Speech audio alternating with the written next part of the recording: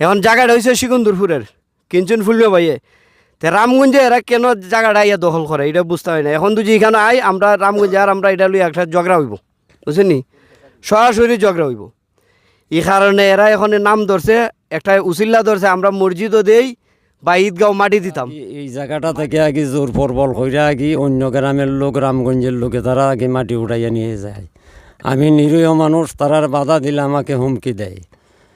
তারার বাড়ির সামনে দিয়ে আমাদের আলীগঞ্জ যাওয়ার রাস্তা, ওই রাস্তাগুলো আমাদের বন্ধ করে দিছে। এইদিকে আমি কোনো আসা যাওয়া। এখানে একটা সুটকেস আছে, এটার ভিতরের যা মাছ কাছ আছে সব পাটি বান্ধিয়া মজিদ খান সাহেব এরার নামে দিছে। এরা দখল করে খাইতেছে, এরা জোর জবর করতেছে। ওই সামনে একটা ব্রিজ আছে, এখান থেকে এই যে রত্না নদী, এটা সম্পূর্ণ রামগঞ্জেরা দখল করে খাইতেছে। বানিয়াচং উপজেলার কাঠখাল গ্রামে ফসলি জমি থেকে মাটি কাটার মহোৎসব চলছে। দুই প্রভাবশালী আওয়ামী লীগ প্রভাবশালী নেতার নেতৃত্বে অবৈধভাবে জোরপূর্বক 3 ফসলি জমি থেকে মাটি উত্তোলন করায় ওই এলাকার অধিকাংশ জমি এখন গর্তে পরিণত হয়েছে। মাটি পরিবহন করায় রাস্তাঘাট ভেঙে গেছে। এতে 3 গ্রামের কয়েক শতাধিক কৃষক ক্ষতিগ্রস্তের সম্মুখীন হয়েছেন। দুই আওয়ামী লীগ নেতার প্রভাবশালী হওয়ায় হামলা, মামলা আর নির্যাতনের শিকার হওয়ার ভয়ে অনেক কৃষক প্রতিবাদ করার সাহস পাচ্ছেন না। তবে অনেক পত্র পত্রিকার নিউজ হয়েছে ঈদগাহ বানানোর জন্য নাকি মাটি কাটা হচ্ছে। মূল ঘটনাটা হচ্ছে মাটি কেটে বিক্রি করা হচ্ছে বলেছেন এলাকার ক্ষতিগ্রস্ত কৃষক। এরা একটা ওই কিতা করিয়া ঈদগার একটা ওই নাম ধরিয়া আমরা রাস্তার ক্ষতি করতেছে। এই জায়গা লইয়া বেদল রইল, আমরা মুরব্বান, এই গ্রামের মুরব্বান আছে, আমরা আলায় মানুষ, তার ফুলমা সব কিনছে জায়গাটা 54 শতক জায়গা গেছে। আপনার লইয়া বিচার গাইয়া টাকা পয়সা করতে পরিষ্কার করছে। এছাড়া আমরা তার দ্বারা গেছি, তার দ্বারা দেওয়ার পর দেশে কোনো দিয়েই দিচ্ছি করতে করতে রেজিস্ট্রি করে দেয়, তাই এর মধ্যে রামগঞ্জ যায় এইরকমভাবে হুমকি দেয় এই জায়গা আমরা। তখন আমরা তো তার কোনো জায়গা পাইতাম না, কোনো কাগজপত্র তারা জায়গা দেখতেছি না এই জায়গার মাঝে, কেন সিকন্দপুরের জায়গা, তারার মালিকানা জায়গা, তারা তো তার কোনো কিছু করতে তারারও হুমকি দেয় মধ্যে মধ্যে।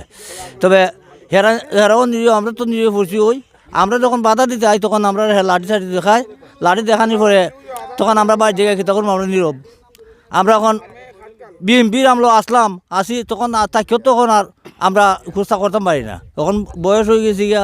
এটা আমরা জানা মতন কিন্তু এটা আমি আইনত বিচার চাই, আপনারা এটা সুস্থ বিচার। আসসালামু আলাইকুম। আমরা জায়গাটা কিনছি সিকন্দরপুরের রাতনি 54 শতক জায়গা।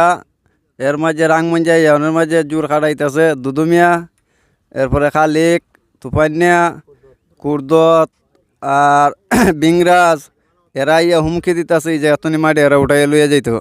এখন আমরা যদি বাধা দিতাম এরা ইয়া লাঠির চুটা লইয়া আইয়া মারি ধরিলে আমরা মারপিট করে। এইটার লাগে আমরা রাখবাই না সামনে দিয়ে আমরা জায়গা আমরা বাড়িত। পরবর্তীতে এই দিকে দিয়ে আমরা রাস্তা, আমরা এইদিকে বন্ধের ধান আয়, এই গ্রামের ধান সবাই লইয়া যায়, এই হাবরের ধান সব যায়। আর এই গাং চাং যা আছে সব খুঁজতে একবার অমান উড়ে লিতেছে যা আছে অতটুকু। আইনের কাছে আমরা বিচার চাই এটার। রাস্তা যে মাটি কাটতেছে, রাস্তাটা যে মাটি কাটতেছে, এটাই দিয়ে আমরা এই কৃষক মানুষ, আমরা 200-250 মানুষ প্রায় এদিকে দিয়ে চলাচল করি, যাতায়াত করি। আমরা যাতায়াতের রাস্তা বন্ধ করে দিতেছে তারা জোরপূর্বকভাবে।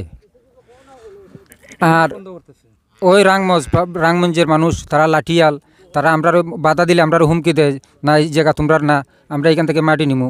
আর এই জায়গাটা ফুলমে পাইয়ে প্রায় 10 বছর আগে এই 1,40,000 টাকা দিই জায়গাটা 54 শতক জায়গা কিনছে। এখন তারা দিয়ে দিচ্ছে করতে করতে এই পর্যন্ত নিছে। এখন রাংগঞ্জের মানুষ জোরপূর্বকভাবে ঈদগার নাম ধরিয়া এই মাটিটা নিয়ে খনন করিয়া এই জায়গায় জায়গায় বিক্রি করে। আর আমরা যাতায়াতের রাস্তা বন্ধ করিয়া দিতেছে, হয় না এখানে দিয়ে কোনো যাতায়াত নাই। এটা আইনের কাছে আমরা উপযুক্ত বিচার চাই। যে আমরা এক চাচা, উনি জায়গাটা সিকন্দরপুরের থেকে জায়গা কিনছেন প্রায় 10 বছর 7 মাস। কারণ ওইটা সিকন্দরপুর রেজিস্ট্রি করে দেয় না, প্রায় দিছি করে এখন পর্যন্ত রেজিস্ট্রি হয় না। এই সুযোগ নেওয়া ওই যে পাশের গ্রাম রামগঞ্জ, এরা ওই জায়গাতে মাটি নিয়ে ওই যে কৃষকের রাস্তা বা অনেক কিছু এরা নষ্ট করে নিতেছে। আর ওনার জায়গা থেকে বিশেষভাবে ওনার জায়গা থেকে মাটিটা নিতেছে, যার ক্ষেত্রে উনি ভোগান্তির মাঝে পড়ছে এবং উনি প্রশাসনের হাতে বিচার চাইতেছে। খুব কষ্ট করে এসেছি, আমি অসুস্থ মানুষ। এখন আমি এদিকে আসছিলাম আমার এক আত্মীয়র বাড়ি, এখন দেখি এখানে আপনারা আইলাম, আইসা দেখলাম যে অবস্থা এখানের। এই যে রাস্তার যে মাটি খাড়াটা হয়েছে, জমিনটা ভাঙ্গিয়ে ভরবো, রাস্তাটা গাড়ি কৃষকে এই হাওরের যে কৃষকের ধান আনতো এগুলার ব্যাঘাত সৃষ্টি হয়েছে।